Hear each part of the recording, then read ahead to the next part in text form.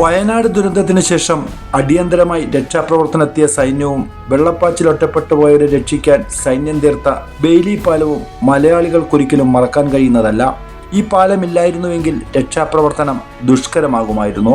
ഈ ബെയിലി പാലത്തിന്റെ നിർമ്മാണത്തിന് ചുക്കാൻ പിടിച്ചതാകട്ടെ ആലപ്പുഴക്കാരനായ മേജർ അനീഷ് മോഹനും.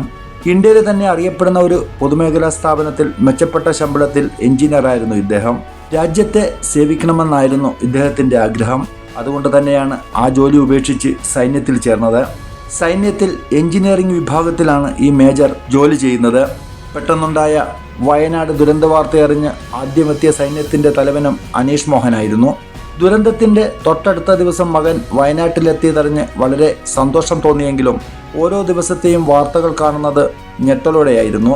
ഇത് അനീഷ് മോഹന്റെ മാതാപിതാക്കളുടെ വാക്കുകളാണ്. ഏറ്റവും അഭിമാനമുള്ള നിമിഷം തന്നെ, രാജ്യത്തിന് വേണ്ടി എന്തെങ്കിലും ചെയ്യാൻ സാധിക്കുന്നെങ്കിൽ.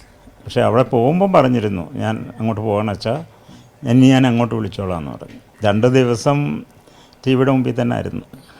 എങ്ങും മാറാതെ അങ്ങോട്ട് മാറുമെന്ന് ചെറിയ കാര്യത്തിന് മാറും, പിന്നെയും വന്ന് കിടക്കും, ഉറക്കം വരില്ല. പിന്നെയും മാത്രമല്ല അവരെല്ലാവരും ഒരു ടീം വർക്കായിട്ടാണല്ലോ. അവരെല്ലാവരെയും നമ്മൾ ഉള്ളുകൊണ്ട് ഹൃദയം കൊണ്ട് അവരെല്ലാവരെയും നമ്മൾ അതിൽ അവനും ഒരു ഭാഗമാകാൻ പറ്റിയതിൽ നമ്മൾ അഭിമാനിക്കുന്നു.